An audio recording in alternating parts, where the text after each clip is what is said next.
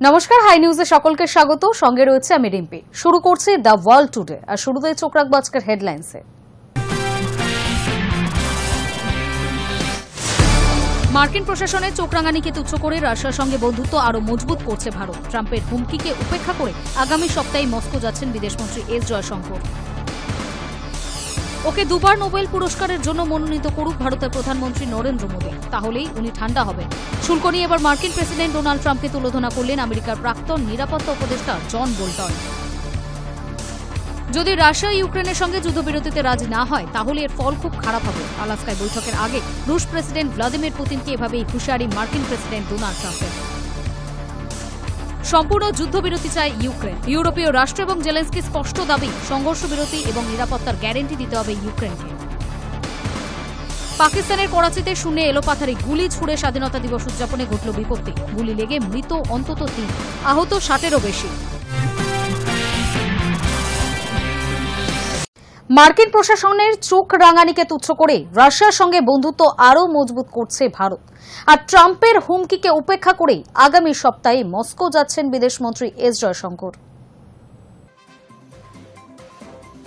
মার্কিন চোখ রাঙানিকে তুচ্ছ করে রাশিয়ার সঙ্গে বন্ধুত্ব আরও মজবুত করছে ভারত। সূত্রের খবর, আগামী সপ্তাহেই মস্কো যাচ্ছেন বিদেশমন্ত্রী এস জয়শঙ্কর। দিন দুয়েকের রাশিয়া সফরে তিনি বৈঠক করতে পারেন রুশ বিদেশমন্ত্রী সের্গেই লাভরভের সঙ্গে। উল্লেখ্য, গত সপ্তাহে রাশিয়ায় গিয়েছিলেন জাতীয় নিরাপত্তা উপদেষ্টা অজিত ডোভাল। আমেরিকার সঙ্গে শুল্ক যুদ্ধের আবহে এবার রাশিয়ায় যাচ্ছেন জয়শঙ্কর। রাশিয়া থেকে তেল আমদানির শাস্তি স্বরূপ ভারতীয় পণ্যের ওপর ৫০% শুল্ক চাপিয়েছে আমেরিকা। এই সিদ্ধান্তের প্রতিবাদ করে দীর্ঘ বিবৃতি প্রকাশ করেছে ভারতীয় বিদেশ মন্ত্রক। সেখানে বলা হয়, গত কয়েকদিন ধরে রাশিয়া থেকে ভারতের তেল আমদানির বিষয়টিকে টার্গেট করেছে আমেরিকা। এই বিষয়ে আমরা নিজেদের অবস্থান আগেই স্পষ্ট করে দিয়েছি। বাজারের পরিস্থিতি এবং দেশের ১৪০ কোটি মানুষের শক্তি সম্পদের চাহিদার দিকে নজর রেখে আমদানি করা হয়। অন্য বহু দেশ নিজেদের জাতীয় স্বার্থের কথা ভেবে একই কাজ করছে, কিন্তু আমেরিকা কেবল ভারতের ওপরেই অতিরিক্ত শুল্ক চাপাচ্ছে। এটা যথেষ্টই দুর্ভাগ্যজনক। ভারত মার্কিন শুল্ক সংঘাতের মাঝেই বন্ধু রাষ্ট্র রাশিয়ায় গিয়েছিলেন ডোভাল। ক্রেমলিনে তার সঙ্গে সাক্ষাৎ হয় রুশ প্রেসিডেন্ট ভ্লাদিমির পুতিনের। তাদের দ্বিপাক্ষিক বৈঠকে দুই দেশের কৌশলগত অংশীদারিত্ব নিয়ে কথা হয়েছে বলেই জানা গিয়েছে রুশ সংবাদ মাধ্যম সূত্রে। তবে বৈঠকে কি বিষয়ে আলোচনা হয়েছে তা নিয়ে বিশদে কিছু জানা যায়নি। এবার রাশিয়ায় যাচ্ছেন বিদেশমন্ত্রী। উল্লেখ্য, ৫০% শুল্ক চাপার পরই পুতিনের সঙ্গে ফোনে কথা বলেছিলেন প্রধানমন্ত্রী নরেন্দ্র মোদী। তারপর জয়শঙ্করের রাশিয়া সফরের দিকে নজর রাখছে আন্তর্জাতিক মহল। সূত্রের খবর, ২০ এবং ২১শে আগস্ট রাশিয়ায় থাকবেন জয়শঙ্কর। তবে তেল কেনা বা দুই দেশের সম্পর্ক মজবুত করা নিয়ে এই বৈঠকে আলোচনা হবে কিনা সেই নিয়ে কোনো কিছু জানা যায়নি। তবে রুশ তেল আমদানি নিয়ে আমেরিকা যতই রক্তচক্ষু দেখাক না কেন, ভারত তাতে পাত্তা দিচ্ছে না, তার প্রমাণ ডোভাল জয়শঙ্করের রুশ সফর। Hi news Network. অপারেশন সিন্দুরে পাকিস্তানের একাধিক F-16 যুদ্ধবিমান ধ্বংস হয়েছে, এই প্রশ্ন এড়িয়ে যান মার্কিন আধিকারিকেরা। এরপরে আমেরিকার বিদেশ মন্ত্রকের তরফে সংবাদ মাধ্যমকে একটি বিবৃতি পাঠানো হয়, যেখানে সাফ বলা হয়, পাকিস্তানের F-16 যুদ্ধবিমান ধ্বংস নিয়ে শাহবাজ শরীফের সরকারকেই প্রশ্ন করুন। অপারেশন সিন্দুরে পাকিস্তানের একাধিক F-16 যুদ্ধবিমান ধ্বংস হয়েছে। সম্প্রতি এক সর্বভারতীয় সংবাদ মাধ্যমের তরফে মার্কিন কয়েকজন আধিকারিককে এই প্রশ্নটিই করা হয়েছিল, কিন্তু সেই প্রশ্ন এড়িয়ে যান তারা। এরপরই আমেরিকার বিদেশ মন্ত্রকের তরফে ওই সংবাদ মাধ্যমকে একটি বিবৃতি পাঠানো হয়েছে। সেখানে সাফ বলা হয়, পাকিস্তানের F-16 যুদ্ধবিমান ধ্বংস নিয়ে শাহবাজ শরীফের সরকারকেই প্রশ্ন করুন। আমেরিকা যেহেতু পাকিস্তানের হাতে F-16 যুদ্ধবিমান তুলে দিয়েছে, তাই স্বাভাবিকভাবেই এ বিষয়ে তাদের কাছে খুঁটিনাটি সব খবরই থাকে। তাছাড়া বিমানগুলি পর্যবেক্ষণের জন্য পাকিস্তানে মোতায়েন রয়েছে মার্কিন টেকনিক্যাল সাপোর্ট টিম। তাদের মাধ্যমেই বিমান সংক্রান্ত খুঁটিনাটি সব খবরই আমেরিকার কাছে চলে যায়।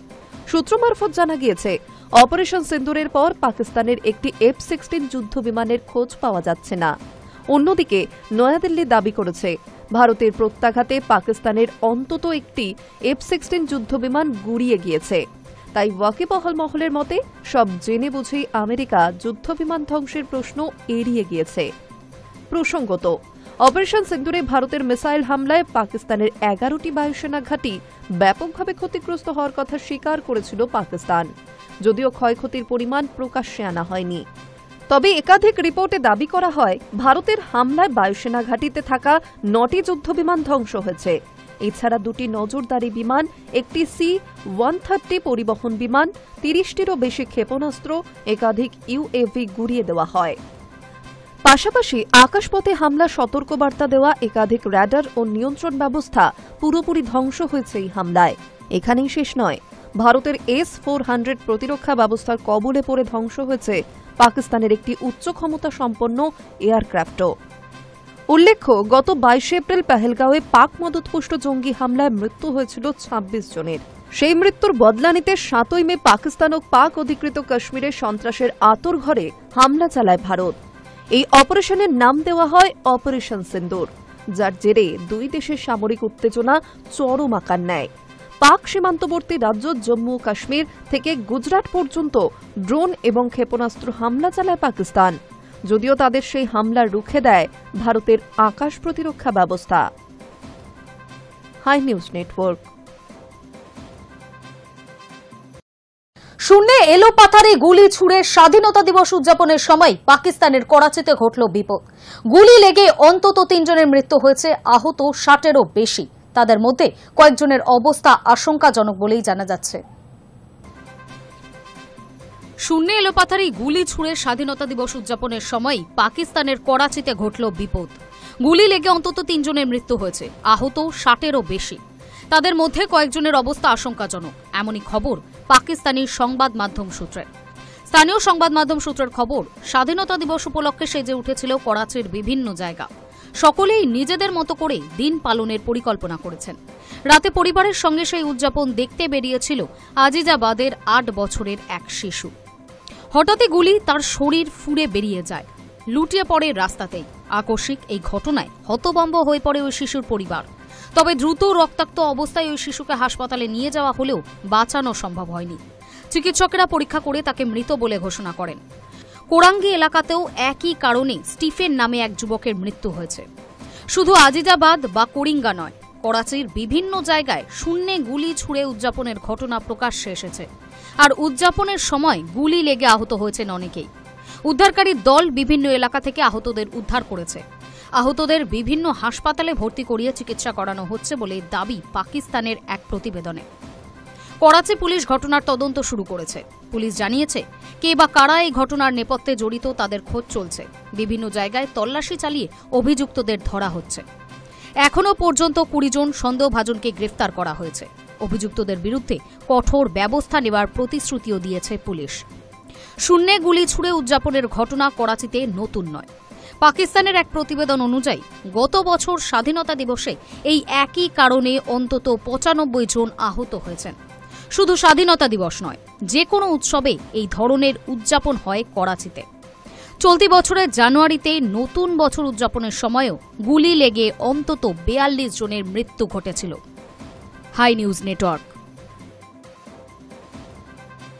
ওয়াশিংটনের সবচেয়ে কুখ্যাত দুষ্কৃতী মার্কিন প্রেসিডেন্ট ডোনাল্ড ট্রাম্প।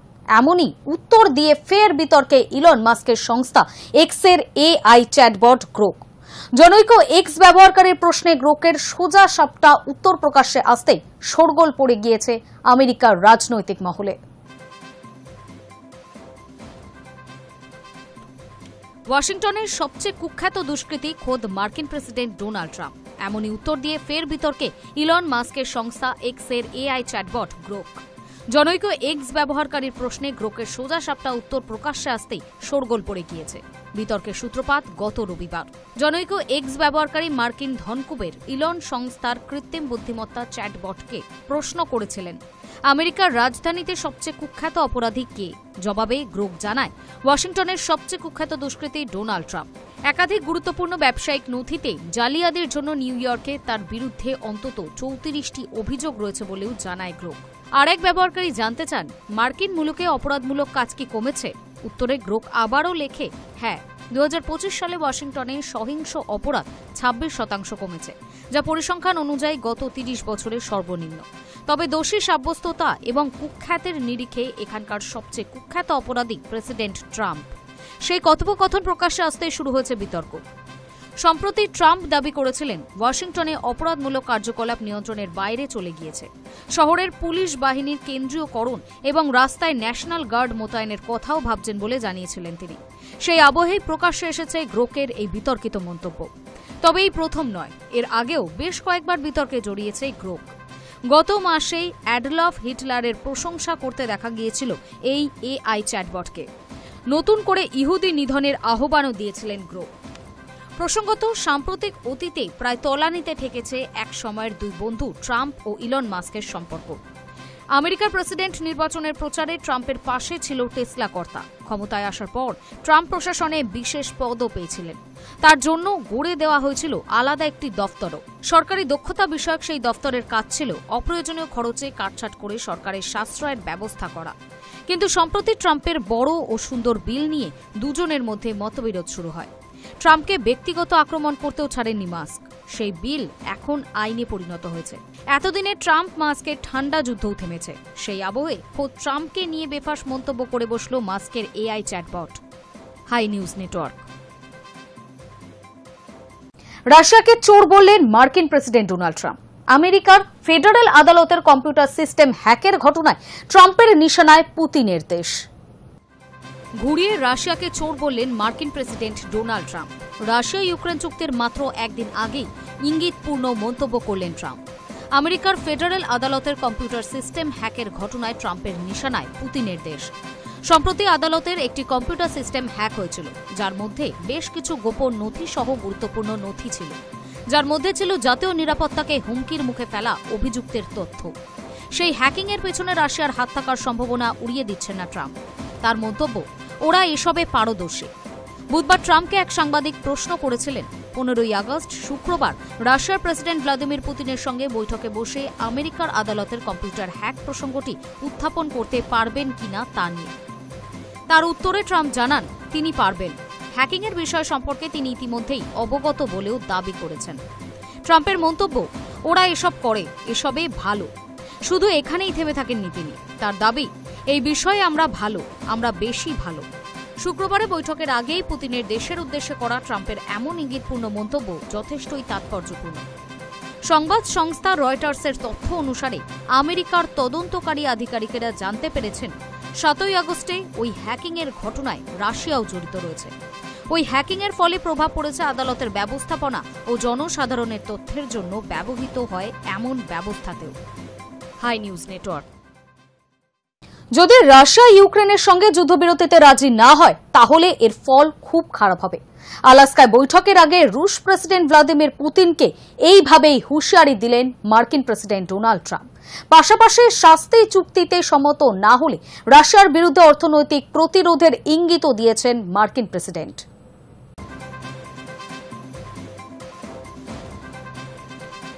যদি রাশিয়া ইউক্রেনের সঙ্গে যুদ্ধবিরতিতে রাজি না হয় তাহলে এর ফল খুব খারাপ হবে। আলাস্কায় বৈঠকের আগে রুশ প্রেসিডেন্ট ভ্লাদিমির পুতিনকে এইভাবেই হুঁশিয়ারি দিলেন মার্কিন প্রেসিডেন্ট ডোনাল্ড ট্রাম্প। পাশাপাশি শান্তি চুক্তিতে সম্মত না হলে রাশিয়ার বিরুদ্ধে অর্থনৈতিক প্রতিরোধেরও ইঙ্গিত দিয়েছেন মার্কিন প্রেসিডেন্ট। বুধবার সাংবাদিকদের সঙ্গে মুখোমুখি হয়ে ট্রাম্প বলেন, প্রথম বৈঠক যদি সফল হয় তাহলে ভালো, যদি না হয় তাহলে আমরা ফের বৈঠক করব। সেখানে ইউক্রেনের প্রেসিডেন্ট ভ্লাদিমির জেলেনস্কিও থাকবেন। যদি রাশিয়া শান্তি চুক্তিতে অস্বীকার করে তাহলে ফল খুব খারাপ হবে। মস্কোর বিরুদ্ধে আমরা কড়া পদক্ষেপ করব। তিনি আরও বলেন, বাইডেন প্রশাসনের ব্যর্থতার জন্য রাশিয়া ইউক্রেন সংঘাত শুরু হয়েছে, কিন্তু আমি বাইডেনের মতো কাজ করি না। সেই সময় আমি প্রেসিডেন্ট থাকলে দুই দেশের মধ্যে যুদ্ধ শুরুই হতো না। ট্রাম্পের সংযোজন, যদি আমরা মানুষের জীবন বাঁচাতে পারি তাহলে এর থেকে ভালো আর কিছুই হতে পারে না। গত 6 মাসে আমি 5টি যুদ্ধ বন্ধ করেছি। শুধু তাই নয়, আমরা ইরানের পারমাণবিক কার্যকলাপও বন্ধ করে দিয়েছি। প্রসঙ্গত, শুক্রবারই আলাস্কায় বৈঠকে বসতে চলেছেন ট্রাম্প এবং পুতিন। বৈঠকের আগে যতটা সম্ভব ইউক্রেনের ভূখণ্ড নিজেদের দখলে আনতে আগ্রাসী রাশিয়া, যাতে করে ট্রাম্পের সঙ্গে বৈঠকে যুদ্ধবিরতি নিয়ে দর কষাকষির সময় কঠিন শর্ত আরোপ করতে পারেন পুতিন। মোদ্দা কথা, মার্কিন প্রেসিডেন্ট যতই ইউক্রেনের সঙ্গে যুদ্ধবিরতি নিয়ে দাদাগিরি করতে আসুন, আলোচনার পুরো রাশটা যেন রাশিয়ার হাতেই থাকে, এমনটাই চাইছেন রুশ প্রেসিডেন্ট। High news network.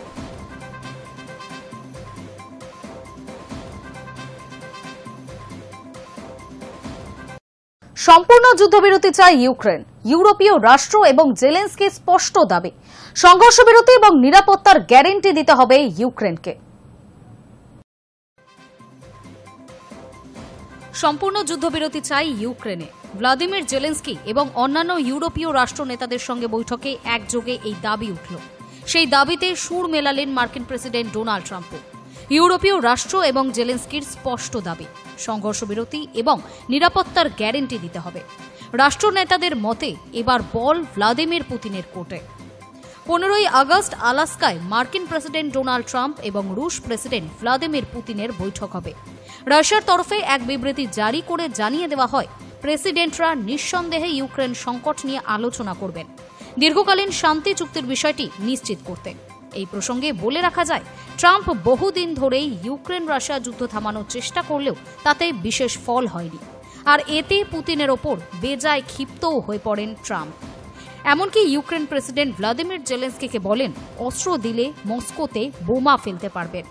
যদিও ক্ষমতায় ফিরে নীতি বদলে পুতিনকে কাছে টানার চেষ্টা করেছিলেন ট্রাম্প। এহেন পরিস্থিতিতে ফুঁসে উঠেছিলেন ইউক্রেনের প্রেসিডেন্ট। জেলেনস্কির দাবি ছিল, ইউক্রেনকে বাদ দিয়ে আলোচনার টেবিলে বসা অর্থহীন। আমরা সবাই শান্তি চাই, কিন্তু ইউক্রেনকে ছাড়া এই যুদ্ধ বন্ধ সম্ভব নয়। সেই বিষয়টি মাথায় রেখেই বুধবার ভার্চুয়াল বৈঠকে বসেন ট্রাম্প, জেলেনস্কি সহ একাধিক ইউরোপীয় দেশের প্রধানরা। বৈঠক শেষে সকলেই একমত, পর্যাপ্ত নিরাপত্তার আশ্বাস দিতে হবে ইউক্রেনকে। সেই সঙ্গে সংঘর্ষ বিরতি চাই ইউক্রেনের। এই দুই শর্তেই একমত হয়েছেন ইউরোপীয় রাষ্ট্রনেতারা। বৈঠক শেষে জেলেনস্কি জানিয়েছেন, ট্রাম্পের থেকে ইতিবাচক সাড়া পেয়েছেন, তবে এবার পুতিনের ভূমিকা গুরুত্বপূর্ণ। যুদ্ধ থামাতে তিনি কোন শর্ত চাপান, ইউক্রেনের ভূখণ্ড দাবি করেন কিনা, সেই দিকেই নজর রাখছে ইউরোপ। কারণ আগামী দিনে রাশিয়া ইউক্রেন যুদ্ধ কোন পথে যায় তার উপরেই নির্ভর করছে ইউরোপের নিরাপত্তা, ন্যাটোর ভবিষ্যৎ। Hi news Network. ভিয়েতনামের চাষের জমি অধিগ্রহণ করে রাজকীয় গলফ ক্লাব তৈরি করেছে মার্কিন প্রেসিডেন্ট ডোনাল্ড ট্রাম্পের পরিবার। নামমাত্র ক্ষতিপূরণ দেওয়া হয়েছে কৃষকদের। এই বিষয়কে কেন্দ্র করে বিতর্ক চলেছে ভিয়েতনামে। প্রায় 50 বছর আগে ভিয়েতনাম যুদ্ধে পরাজয় স্বীকার করতে হয়েছিল আমেরিকাকে। দক্ষিণ পূর্ব এশিয়ার এই দেশেই চাষের জমি অধিগ্রহণ করে রাজকীয় গলফ ক্লাব তৈরি করছে মার্কিন প্রেসিডেন্ট ডোনাল্ড ট্রাম্পের পরিবার। নামমাত্র ক্ষতিপূরণ দেওয়া হচ্ছে কৃষকদের, সঙ্গে অবশ্য কয়েক মাসের অন্ন সংস্থানের জন্য চাল সরবরাহ করা হবে বলেও আশ্বাস দেওয়া হয়েছে। তবে এই আশ্বাসেও সন্তুষ্ট নন কৃষকেরা। এক সংবাদ সংস্থার প্রতিবেদন অনুসারে গলফ ক্লাব তৈরির জন্য প্রাথমিকভাবে 990 হেক্টর জমি চিহ্নিত করা হয়েছে। ভিয়েতনামের রাজধানী হ্যানওয়ের নিকটবর্তী হাং ইয়েন এলাকায় তৈরি হতে চলেছে এই গলফ ক্লাব। তবে জমি অধিগ্রহণ বা গলফ ক্লাব নির্মাণে নাক গলাচ্ছে না ট্রাম্প পরিবার। আপাতত সেই কাজ করছে ভিয়েতনামের রিয়েল এস্টেট সংস্থা কিনব্যাক সিটি এবং সেটির সহযোগী সংস্থাগুলি। গলফ ক্লাব পুরোপুরি তৈরি হয়ে গেলে তার চাবি তুলে দেওয়া হবে ট্রাম্প পরিবারের হাতে। প্রসঙ্গত, বিশ্বের বিভিন্ন দেশে ট্রাম্পের পরিবার পরিচালিত ট্রাম্প অর্গানাইজেশন সংস্থার হোটেল, আবাসন রয়েছে। তবে ভিয়েতনামে এই প্রথম তারা যৌথভাবে ব্যবসার কাজে নামল। ওই বিপুল পরিমাণ জমিতে মূলত বিভিন্ন রকমের ফলের চাষ হয়। স্থানীয় কৃষকেরা এই ফল চাষ করেই জীবিকা নির্বাহ করেন। জমি থেকে উৎখাত করা হলে কিভাবে পেট চলবে তা নিয়ে ভাবিত তারা।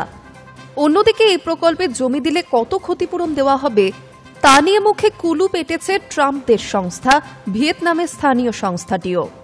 এই বিষয়ে জবাব মেলেনি ভিয়েতনামের কৃষি মন্ত্রক এবং স্থানীয় প্রশাসনের তরফেও। কয়েকজন কৃষককে উদ্ধৃত করে রয়টার্সের প্রতিবেদনে বলা হয়েছে, প্রতি স্কোয়ার মিটার জমির জন্য কৃষকদের $12 থেকে সর্বোচ্চ $30 ক্ষতিপূরণ দেওয়ার আশ্বাস দেওয়া হয়েছে। যদিও স্থানীয় প্রশাসনের সঙ্গে যুক্ত একজন নাম প্রকাশ না করার শর্তে জানিয়েছেন, প্রতি স্কোয়ার মিটারে $14 বেশি ক্ষতিপূরণ দেওয়া হবে। তবে জমির মাপ এবং অবস্থান অনুযায়ী দামের হেরফের হবে বলে জানান তিনি। গত মে মাসেই গলফ ক্লাব প্রকল্পের শিলান্যাস অনুষ্ঠানে গিয়ে ভিয়েতনামের প্রধানমন্ত্রী তথা কমিউনিস্ট জানিয়েছিলেন, কৃষকদের ন্যায্য ক্ষতিপূরণ দেওয়া হবে।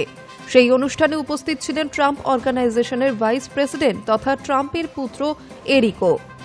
তবে একটি সূত্রকে উদ্ধৃত করে রয়টার্স জানিয়েছে, প্রকল্পের প্রাথমিক খরচ $50 কোটি ছাড়িয়ে যাবে বলে মনে করা হচ্ছে। তারপরেই ক্ষতিপূরণের অঙ্ক কমানোর চেষ্টা হচ্ছে বলে অভিযোগ। মোট খরচ ধরা হচ্ছে ভারতীয় মুদ্রায় প্রায় 14,000 কোটি টাকা। এই ঘটনায় কৃষকদের বক্তব্য, ক্ষতিপূরণের পরিমাণ বৃদ্ধির জন্য তাদের সরাসরি দর কষাকষি করতেও দেওয়া হচ্ছে না। প্রশাসনের সাহায্যে সব কাজই করছে স্থানীয় সংস্থাটি। ভিয়েতনাম প্রশাসন মনে করছে এই গলফ ক্লাব তৈরি হয়ে গেলে পর্যটনের নতুন দিগন্ত খুলে যাবে। বহু বিদেশি পর্যটক এই রাজকীয় ক্লাবের আকর্ষণে সে দেশে যাবেন। বলে রাখা ভালো, গত শতকের 6 দশকে ভিয়েতনামের কাছে হারতে হয়েছিল আমেরিকাকে, আর সেই দেশেই এবার তৈরি হচ্ছে ট্রাম্প পরিবারের golf club. Hi news network. Okay দুবার নোবেল পুরস্কারের জন্য মনোনীত করুক ভারতের প্রধানমন্ত্রী নরেন্দ্র মোদী, তাহলেই উনি ঠান্ডা হবেন। শুল্ক নিয়ে এবার মার্কিন প্রেসিডেন্ট ডোনাল্ড ট্রাম্পকে তুলোধনা করলেন আমেরিকার প্রাক্তন নিরাপত্তা উপদেষ্টা জন বোল্টন। ওকে দুবার নোবেল পুরস্কারের জন্য মনোনীত করুক ভারতের প্রধানমন্ত্রী নরেন্দ্র মোদী, তাহলেই উনি ঠান্ডা হবেন। শুল্ক নিয়ে এবার মার্কিন প্রেসিডেন্ট ডোনাল্ড ট্রাম্পকে তুলোধনা করলেন আমেরিকার প্রাক্তন নিরাপত্তা উপদেষ্টা জন বোল্টন। ট্রাম্প ঘনিষ্ঠ বোল্টন বলেন, ভারতের মতো চীন ও রাশিয়া থেকে তেল কেনে, কিন্তু তাদের উপর কোনো অতিরিক্ত শুল্ক আরোপ করেননি মার্কিন প্রেসিডেন্ট। ট্রাম্পের কোপে পড়েছে শুধু নয়াদিল্লি। তিনি আরও বলেন, পাকিস্তান সরকার এবং পাক সেনাপ্রধান আসিম মুনির ট্রাম্পকে মোকাবিলা করার ভালো পন্থা বের করেছে। মোদীকে বলবো, তিনি যেন মার্কিন প্রেসিডেন্টকে দুবার নোবেলের জন্য মনোনীত করেন, তাহলেই সব ঠিক হয়ে যাবে। বোল্টনের সংযোজন, গত 1 মাস ধরে হোয়াইট হাউস ভারতের সঙ্গে দুর্ব্যবহার করে যাচ্ছে। ভুল যদি বড় হয় তখন আস্থা এবং আত্মবিশ্বাস পুনরুদ্ধার করতেও বেশি সময় লাগে। একই রকম কথা বলে মার্কিন প্রেসিডেন্টের বিরুদ্ধে তোপ দেগেছেন প্রাক্তন ভারতীয় কূটনীতিবিদ বিকাশ স্বরূপও। তিনি বলেন, ভারত পাক সংঘর্ষ বিরতিতে ট্রাম্পকে কৃতিত্ব না দেওয়াতেই তিনি শুল্কবান নিক্ষেপ করেছেন। পাশাপাশি আমেরিকার সঙ্গে পাকিস্তানের বর্তমান সম্পর্ককে স্বল্পমেয়াদী বলেও আখ্যা দিয়েছেন তিনি। প্রসঙ্গত, মার্কিন প্রেসিডেন্ট ভারতের উপর অতিরিক্ত 25% শুল্ক চাপিয়েছেন। তার কথায়, রাশিয়া থেকে ভারত এখনও তেল কেনা চালিয়ে যাচ্ছে। তার শাস্তিস্বরূপ বাড়তি কর বসানো হল ভারতীয় পণ্যের উপর।